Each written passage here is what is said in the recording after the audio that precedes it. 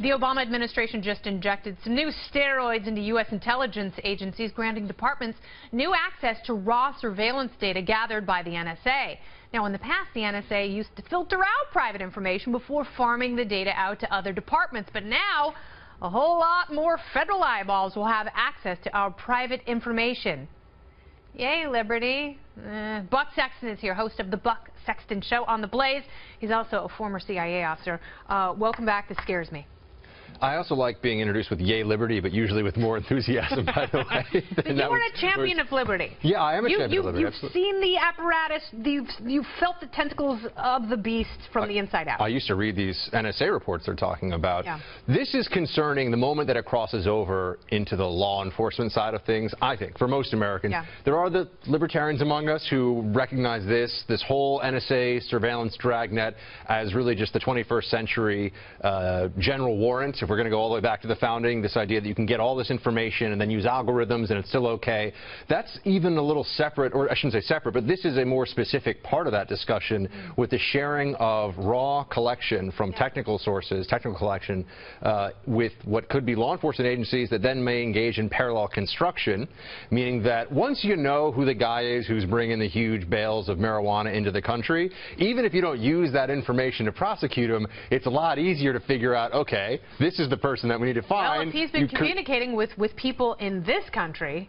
who haven't necessarily committed crimes, then all of a sudden all of their information is now available to a multitude of other agencies.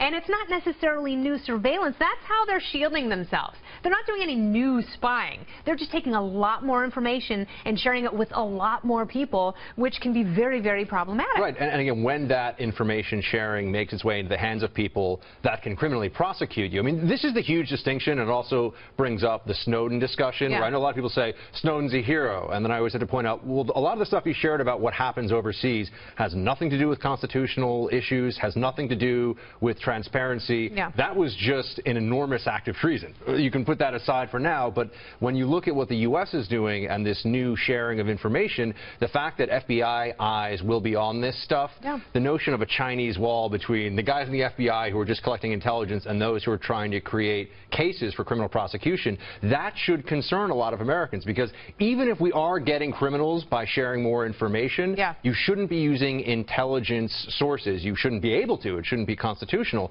It shouldn't be legal to use intelligence sources to bring those kinds of cases. No, it's a violation of Fourth Amendment rights. But, you know, it brings up so many issues, and one of the biggest ones is it doesn't necessarily keep us safe. It gives us a false sense of security. When you've got so much information and you've got to go through it, you're going to miss people like we did in Orlando and San Bernardino, and the most recent issues we've had of domestic terrorism. There's an enormous information disparity, unfortunately, between the people that have access to this and the rest of the general public, and they have real reasons for fighting some of that transparency and disclosure, and also reasons of self-interest and lack of transparency for doing so. So it's really hard, because we're always discussing this without having full access to the programs. Of course, people don't know the full extent of it. I do think it's interesting the Obama administration does this by executive order. By executive order in the last days before Donald Trump takes office. I think because they're trying to just create more sort of hurdles, things that the administration is going to have to deal with. The wet foot, dry foot policy for Cuban immigrants, for example. There's Donald Trump going to now go back and say, okay, for this one class of immigrants, we're going to have this totally separate policy while we're building the wall and doing all the other things we promised we're going to do. The Obama administration has been bad, by the way, on national security issues that deal with the Fourth Amendment, that deal with reasonable search and seizure. Of course, that's why none of this is a surprise that he's increasing the surveillance. But why now? You have to ask why now. Why not leave it for the next administration? Little last power grab, little last middle finger. It's like the last time I'm going to get to say this. I blame Obama. I blame Obama because I think that he does not fundamentally respect freedom. Buck Sexton does, though, and that's why he's coming back every time. Thank you, my friend. Red tie. Always. Perfect.